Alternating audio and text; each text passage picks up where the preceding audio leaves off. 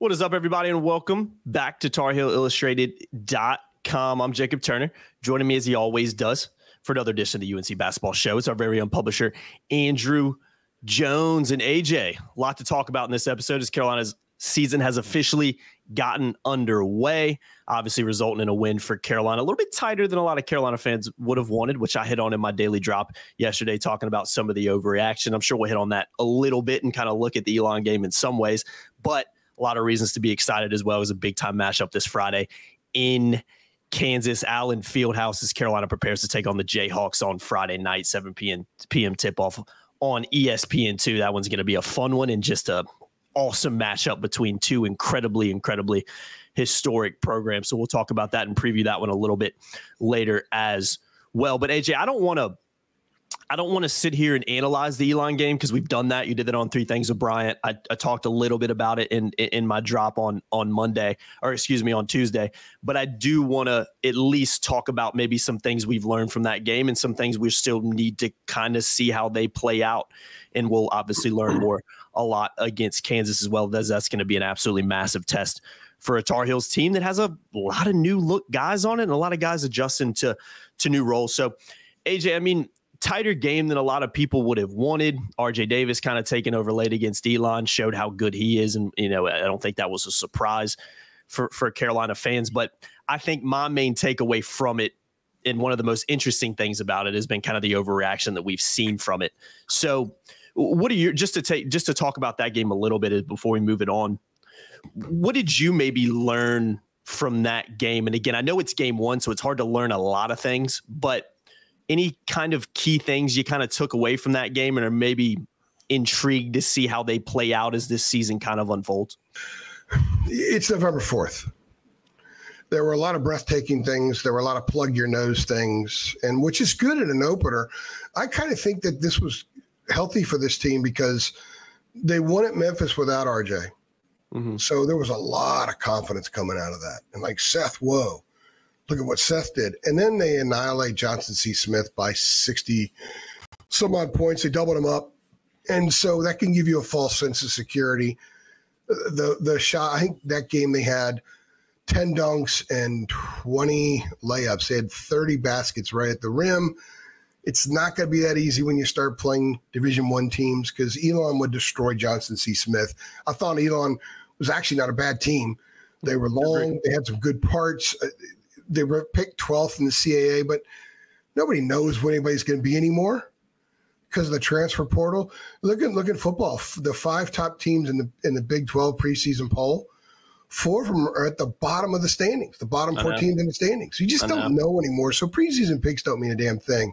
I thought that was a decent Elon team. I thought they were well coached. I think the way that Elon changed defenses and went from man-to-man into a zone. And the zone looked a little, they had a couple tweaks in the zone as well, especially when the 7-4 guy was on the floor as opposed to not on the floor. I thought that was really good for this team, and Carolina struggled with that some. Yeah. They struggled dealing with the team going in and out of it. So why not get that now? They still scored 90 points. They still won the game by 14 points. The new guys got a chance to see RJ put on a cape and do cape-like things at the end. So they got a lot out of it, and they had enough positive moments where they could say, okay, that looked and felt like what we're supposed to look and feel like. But they have a lot of other stuff that Elon did them a favor of exposing that needs work. And they need to work bringing the ball up the court. They need to work against the zone. They need to work against a team that's rotating in between. They need to recognize better. RJ at the point, he had 7 assists, but a lot of times when he went on the point, was on the ball against the zone. The recognition for a while wasn't great, but it got better. I just thought it was really neat. I thought it was a really neat exam. It's like you think you're ready for a pop quiz and ends up being a test. Mm-hmm.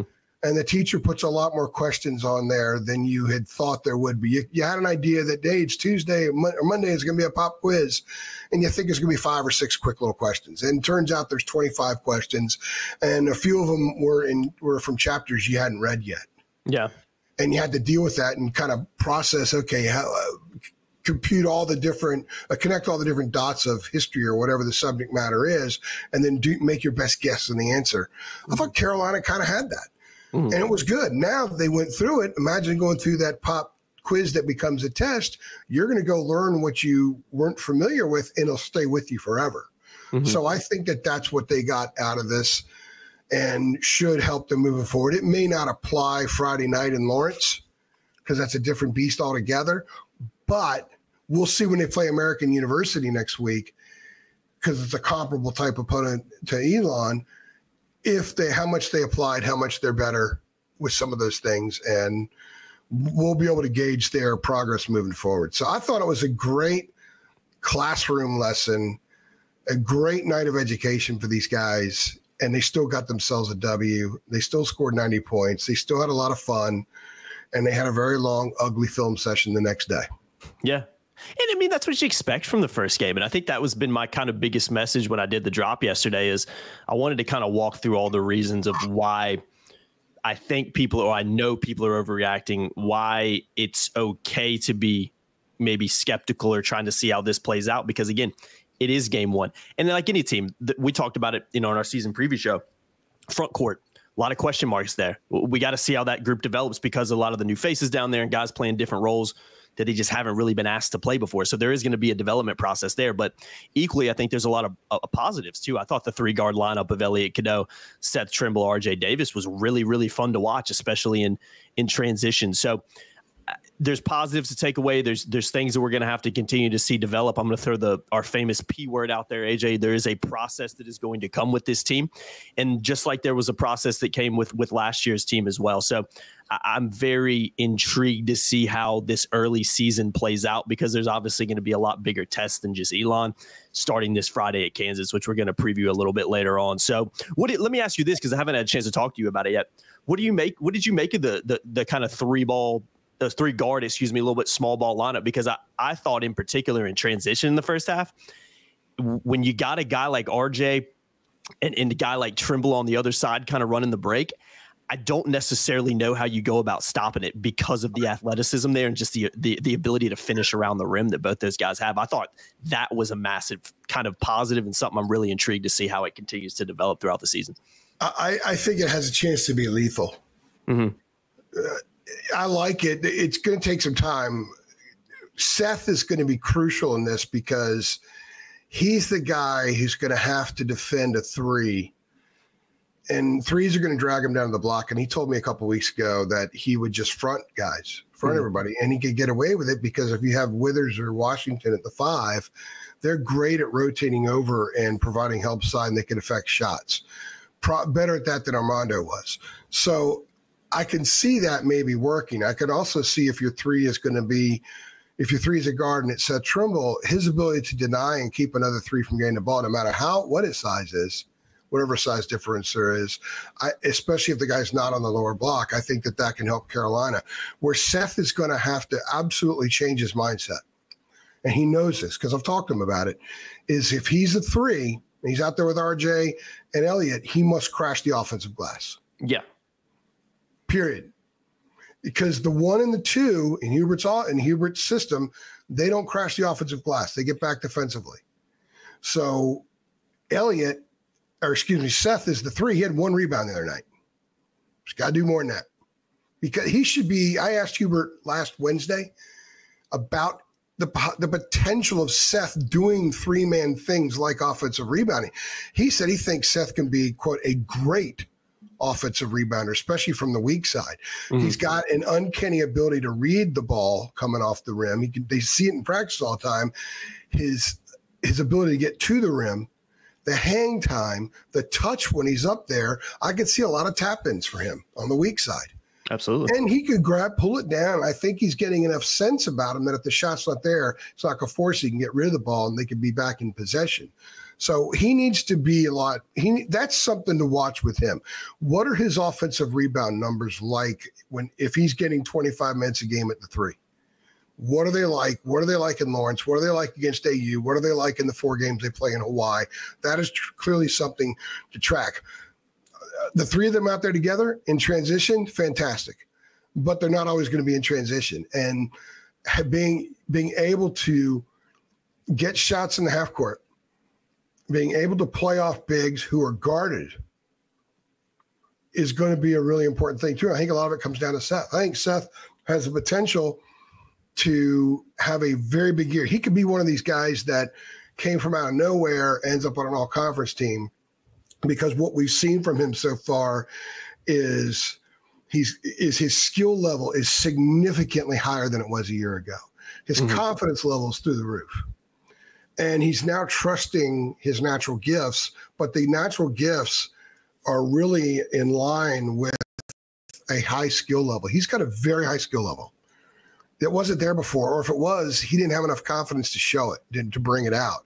Now he does. So I think from the perimeter, these guys should be a good shooting trio. Seth's shot looks so much better. Elliott's shot looks so much better. RJ is RJ. The only concern I would have is if they get into a grinder type game, and people are going to try to drag them into that. They get into a grinder type game, and Seth's going to have to be a little more physical at the three. Cormac was physical at the three. Didn't get a ton of rebounds, but he was edgy and strong and physical. He was bigger than Seth.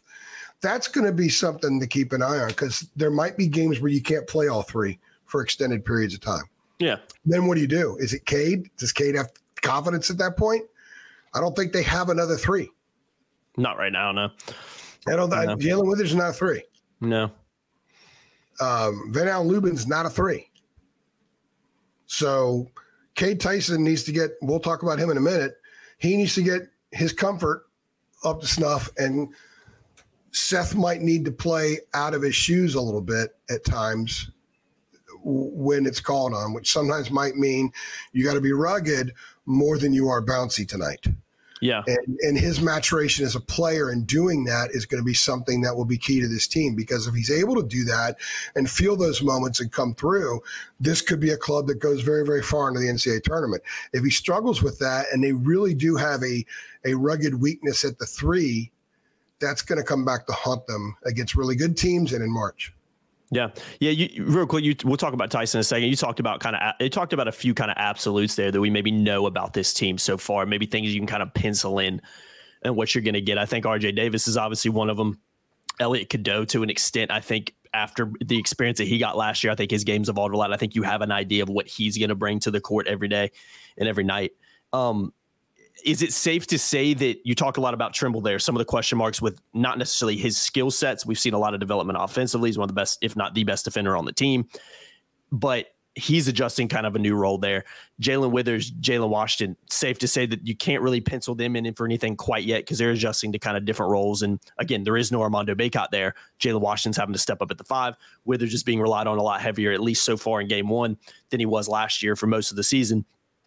Is it safe to say that while there's a couple kind of absolutes there with RJ and Cadeau, that kind of after that, it's like, we're going to have to see how these things develop. And again, that's shouldn't be a surprise to Carolina fans that when you're considering the season's just started, but also when you're considering all these kind of, not only when I say new faces, I mean all the new guys that have come in, including the true freshmen, but again, guys adjusting to different and bigger roles than they haven't before. Is it safe to say that there's maybe not a lot of absolutes on this team right now? I would say there are 3 absolutes for sure. We know what RJ is. And I actually, the RJ hidden behind all that stuff there tonight was 7 boards and 7 assists. Yeah, good all around. Now, the assistant part, because he was at the top against the zone, I thought it was interesting that Hubert had Elliott in the middle of the zone for a while. He had Drake Powell in there, which I think is intriguing down the road. And he had Seth in there. Seth got the only bucket I recall out of being that spot, but he had to leave that spot with the dribble, and I think floated one off the glass. They're going to have to figure out who they are in that part of the zone, because I can see teams zoning them, especially if Tyson's not on the floor or until he starts hitting. I could see teams doing that a little bit, because if you've got RJ on the ball and you've got, let's say, Cadeau inside in the middle of that zone, you've got one other shooter out there, and it's Trimble. And I think, even though I know Seth's a better shooter than a lot of people think, he still hasn't done it for a full season or half a season with a high volume of attempts. So that's still a question mark. Then you're like, okay, well, maybe this zone is the way to go against this Carolina team. because the guy with the ball in his hands needs to find other people more than he hunts his own shot. I thought early on RJ was sort of hunting his shot against the zone when the ball was in his hands, and that wasn't the way to go. And that's sort of what took them out of their rhythm, the early offensive rhythm, and they had a tough time getting it back after that. So the absolutes are RJ's an absolute. He's gonna have a great year. Elliott's an absolute. Elliott's becoming an NBA player right before our eyes. Yeah. His shot, the rotation. The thing I look for is the rotation. And the rotation on his shot, and I've seen it up close at Memphis, and I've seen it from a distance in Chapel Hill, and I've seen it at practice. The rotation on his shot is the same every time. He worked his butt off clearly this offseason. Kudos to him in a lot of areas. I'm gonna gloat on Elliott here for a minute. Dealing with him, he's so much more mature now. I've told you before, one of my favorite things about doing this is watching these kids grow up. And Elliott Cadeau last year, like, he didn't want to talk to us. I think he kind of felt like there's all these older guys here, and I'm not really one to talk for the team. He's cool talking for the team now, and he's giving better answers. I really enjoyed the exchange I had with him the other night after the game. But on the floor, he looks broader. His head's up more. He sees everything. The game has slowed down for him more. The rotation on his shot is there. But also, it's when he shoots. The shot selection was outstanding the other night. Mm-hmm. I think that his game is better right now than a lot of people, including myself, anticipated it would be even by March. Mm-hmm. He has a chance to be outstanding this year, like first team all ACC kind of outstanding. I love where his game is right now. I love where RJ's game is right now. I love so many aspects of where Seth's game is and where it's going. Seth is one of those guys that 33 at Memphis wasn't a fluke, in that if the opportunity's there, he is at a point now in his career where he can take advantage every time. Mm-hmm. He didn't finish a couple times the other night, which was a problem last year at times. So I know that's in his mind, but he can get the shots and he can score in a variety of ways. So I love that threesome, that trio they have back there. I just think everyone else right now, there are no absolutes other than Withers can be rugged. And I think he's embracing the idea that he doesn't have to put the ball in the basket a lot to get a lot of minutes. Jalen Washington, the absolute is he's highly skilled, but he got a lesson the other night. I mean, he told me that when he scored his first basket, a minute and 11, it was 18-19 left. So it was a minute 41 into the second half. And he showed all kinds of fire. Yeah. And he was asked about it, and he said he was angry. And I said, what were you angry about? My play. I allowed a 7-4 guy to take me out of my game. He didn't belly him. He didn't know what to do. So he learned a lot. But you're going to go through his growing pains this year because he's not really played much at all since before all the knee injuries. So, and he's doing it now at this level with this responsibility. So he is going to be a work in progress, but I do think his talent potential level, how smart he is going to help him get to a point where he's a really good player by the time January comes. An absolute about Cade Tyson right now is that I thought from the beginning, the biggest adjustment for him was going to be not playing against the competition Carolina plays, but playing with the talent Carolina has. I watched a lot of his games at Belmont, and I've said this a couple of times, and I'll say it again. So many of the shots he got at Belmont, they ran sets for him. So they were there. They were by design. He's not going to get a lot of shots like that in North Carolina. He must find shots through the flow. And Hubert is allowing a lot of freedom. I haven't seen Hubert call a timeout on a fast break yet. No. He was controlling a team a couple of years ago that he felt needed to be controlled.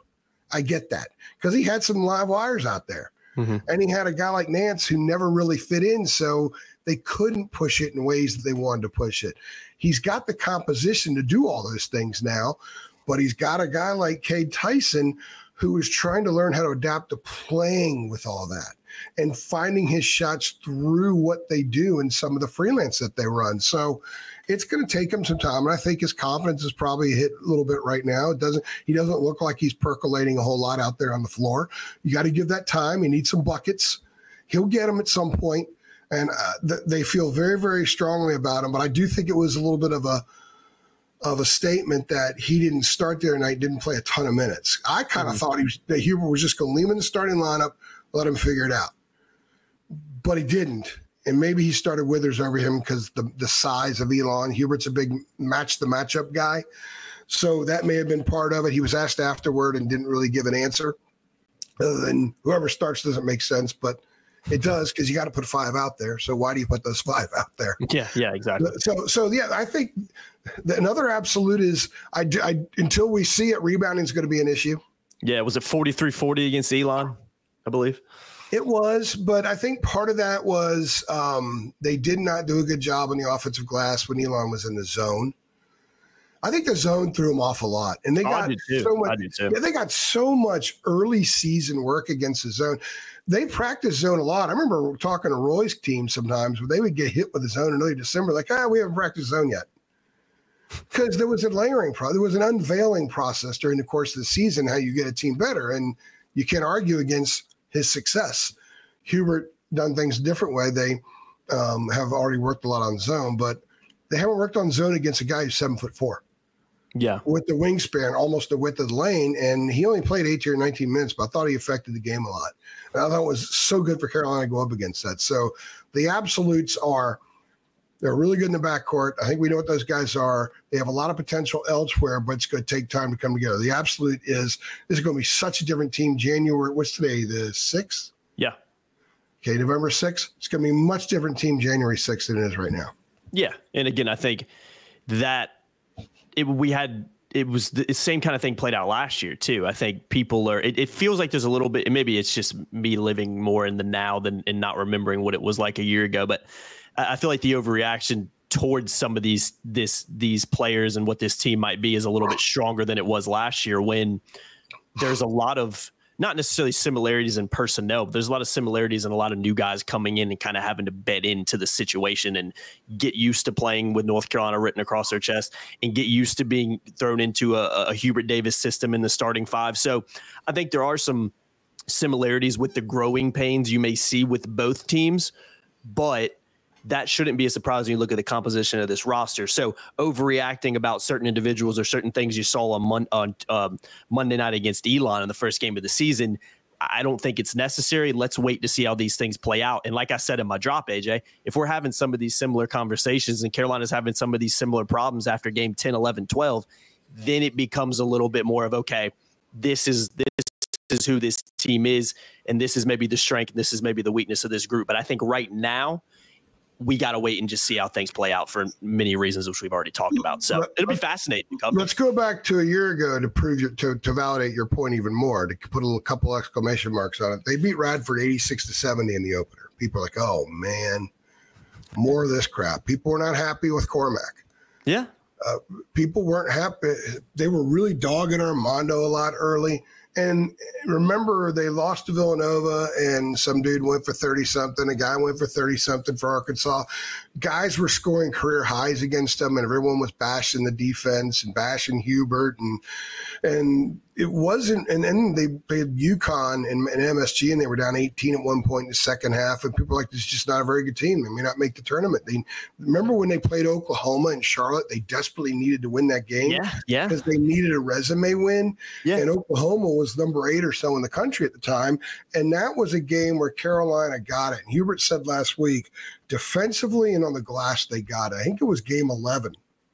And he thought that they were a very different team from that moment on. And I agree, because we used to trace a lot of trend stuff before the Oklahoma game and since the Oklahoma game last year. And they were a very different team. It took a while to come together. I think this club may take a little longer because there are more new parts. Yeah. Because last year they did have RJ and Armando. They had Cormac. They had Harrison Ingram. I mean, they kind of – and they were older, experienced guys that were blending in. Right now, they're kind of blending in guys who've been there but are having different roles. Jalen Washington, very different role. Seth, very different role. Jalen Withers, took him till late February to be comfortable playing at Carolina last year. Now he has a bigger role. So I think there's actually more stuff to work out with this group than there was last year with that group, which is why it could take until game 11 or maybe a little bit longer. But when it does come together, the potential of this team to be very, very good is certainly there. Yeah. I completely agree with that. And let's not forget too, last season, AJ, let's not forget how ACC play started for North Carolina. And what was it? What did they start? I can't remember the exact number now. Was it 10-0 and they lost? I was going to say 9-0. I was like, I don't think that's quite it, but they lost at Georgia Tech right before the first Duke game. Yeah. That was when Ty Claude played 28 minutes, went 9 points, 8 rebounds, blocked 3 shots in the last 5 or 6 minutes of the game. Yeah, and if you would ask, their starting center went down, so Claude came in and played for him. Yeah, and if you would have told somebody before the Oklahoma game, or heck, even like you illustrated after the Radford game when people are overreacting, oh, Carolina's going to start 10-0 in ACC, they wouldn't have believed you at all. They would be like, no chance. You know what I mean? Yeah. So I think that it was 9-0, 10-0. I know that they beat Oklahoma, which was, I think, the game after UConn, and that started a win streak. And I remember there was a lot of doubt after. Maybe there was an ACC game in there somewhere. I have to go back and think. But yeah, I remember being at Madison Square Garden and reading our message board and our Twitter timeline, and people were like, "Boy, this club sucks. Hubert needs to be fired." You know, the anti-Mac brigade, they were the anti-Hubert brigade at that time. Oh yeah, no, absolutely. I mean, it's.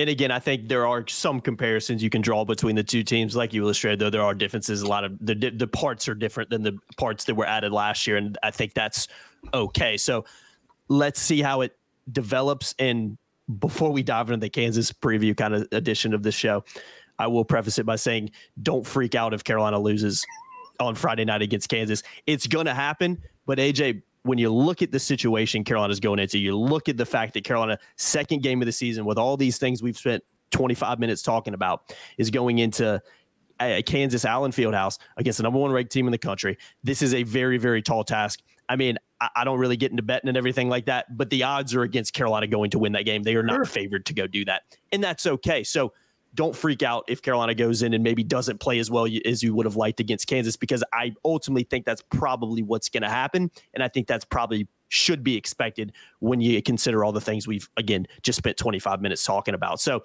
that being said, fascinating matchup on Friday night, fascinating game for the history that goes along with two programs, just the amount of connections Carolina, we were talking about this off camera a little bit, the amount of connections Carolina has to Kansas in basketball as a whole is absolutely fascinating, with Roy Williams and Dean Smith and all the things that go into that.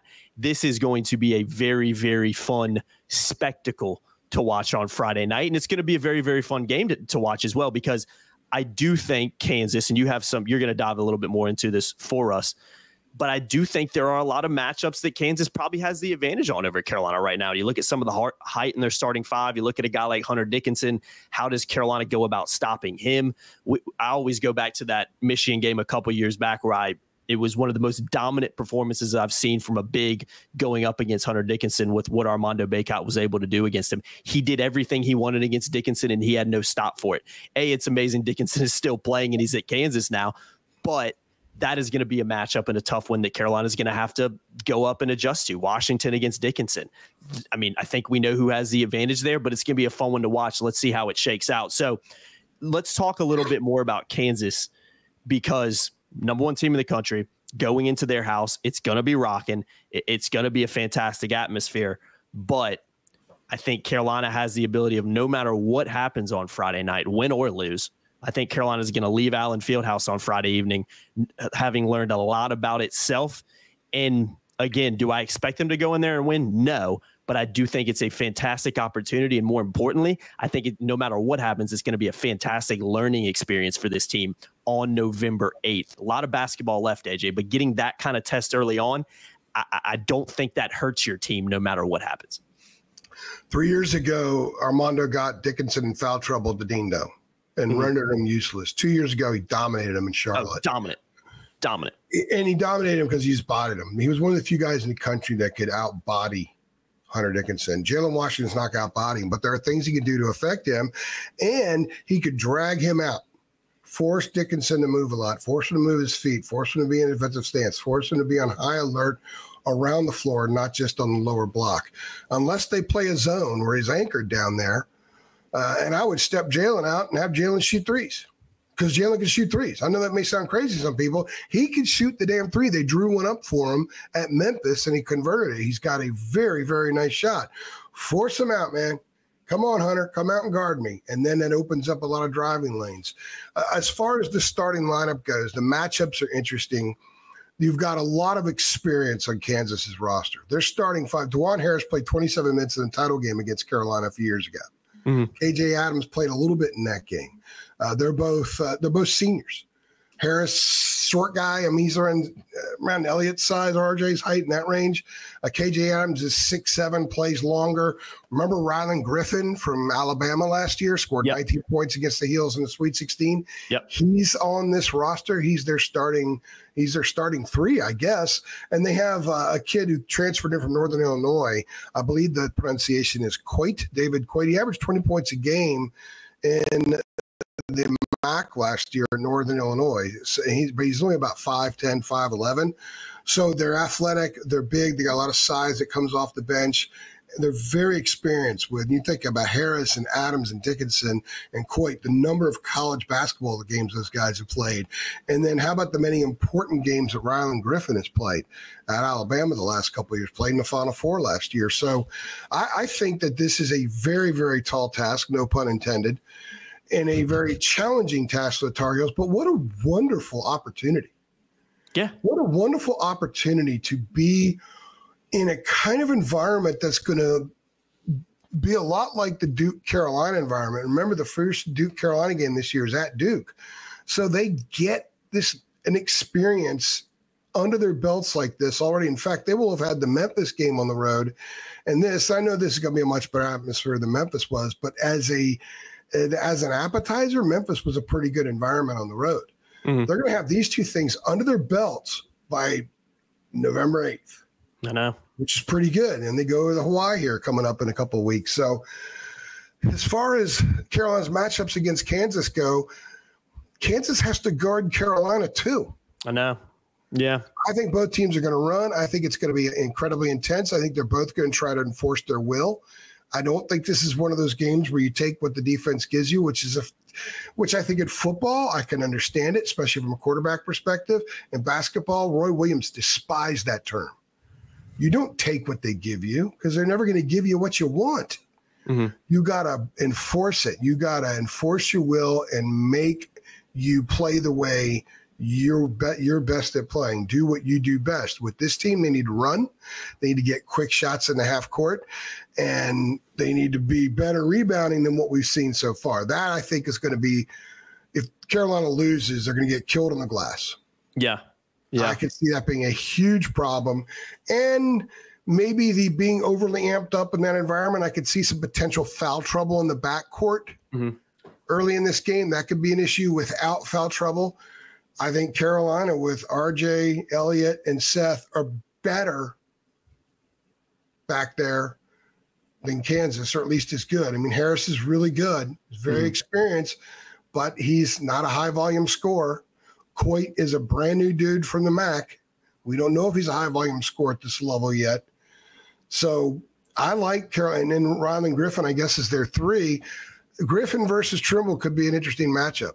Yeah. They could both cause problems for each other because last year Griffin went up against Cormac Ryan. And I think Trimble's athletic ability and balance and playing longer than he is could really offset what Griffin gives them. Then it would come down to the bigs, KJ Adams and Hunter Dickinson against Carolina's front. Of course, I know that both teams play a lot of bench. Another concern would be where are the freshmen in this game for Carolina? Yeah, you could easily be a game Ian Jackson looks like he's got a long way to go. Yeah. Four games.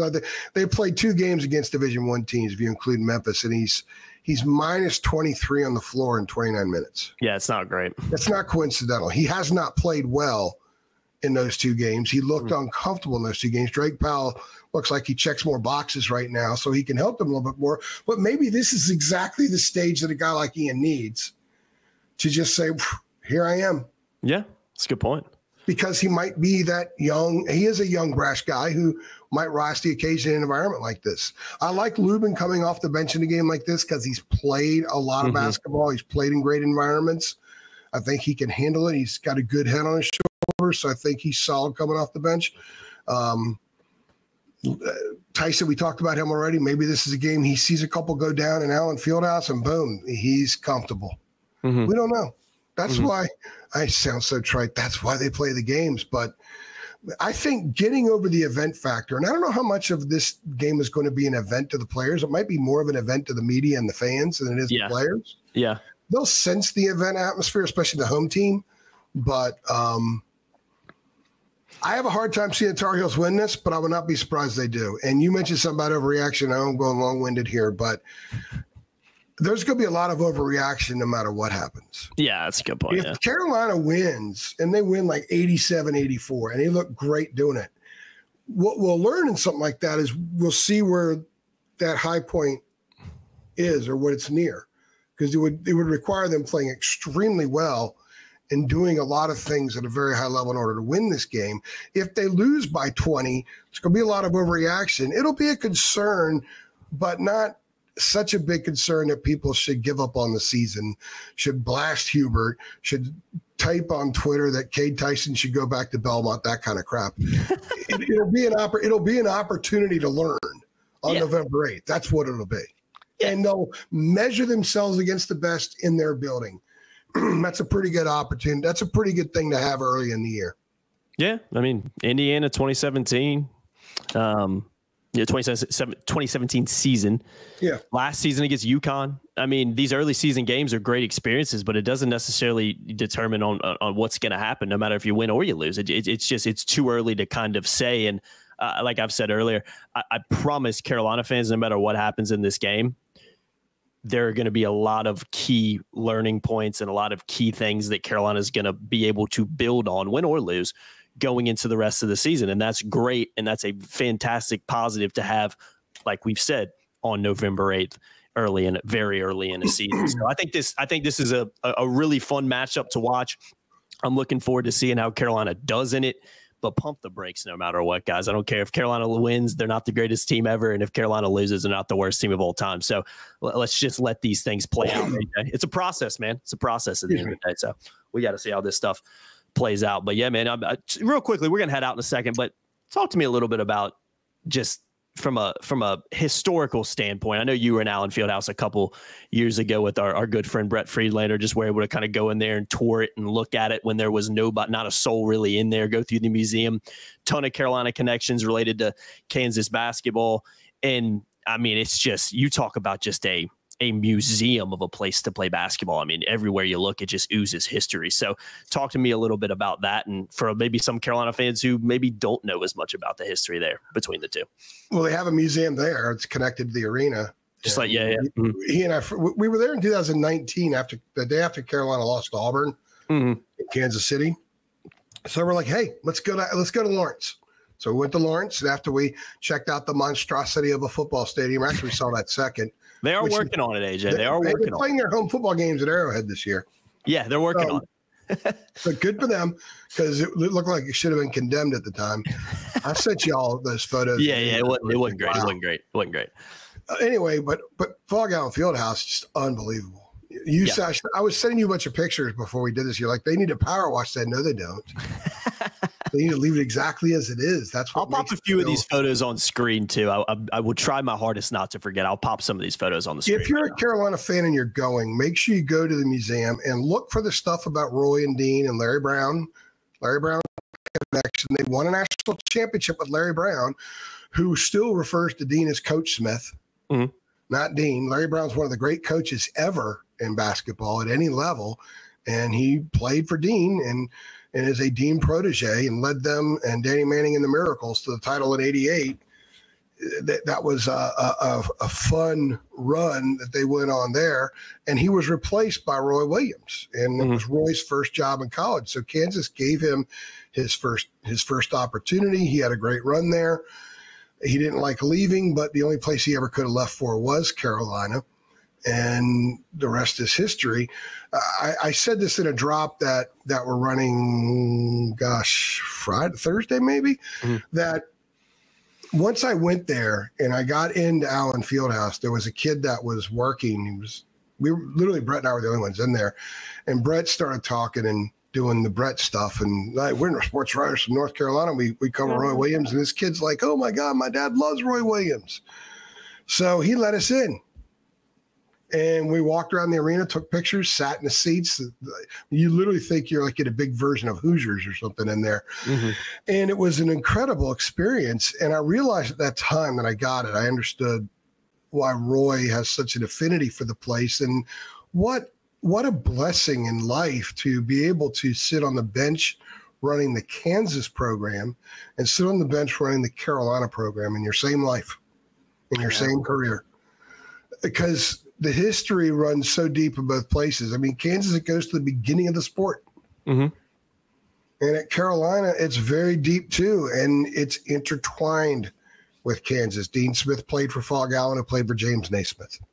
Dean was third generation. Roy was fourth generation. Hubert, is you could call him a fifth generation. And you think about all the people he's played for and played with. Yeah, played under Dean, coached under Roy, played under Pat Riley in the NBA. I mean, there's some fascinating connections there with him. And then you got Bill Self on the other side.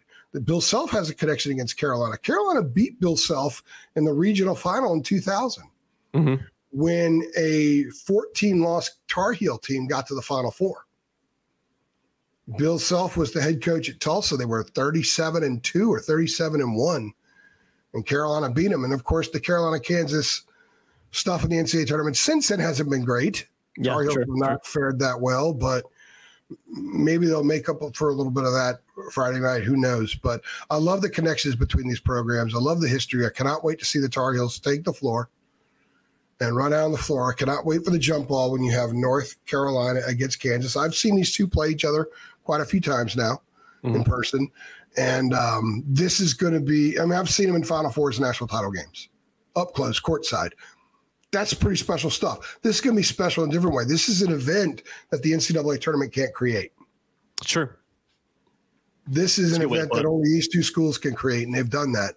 And as cool as it's going to be seeing Kansas in Dean Dome next year, I think Carolina at Kansas, because it was Dean's home court as a player, it was Roy's home court as a coach, it was Larry Brown's home court, and it's a more historic arena. And they say you can literally feel the ghost of Fall Allen in there. So I can't wait.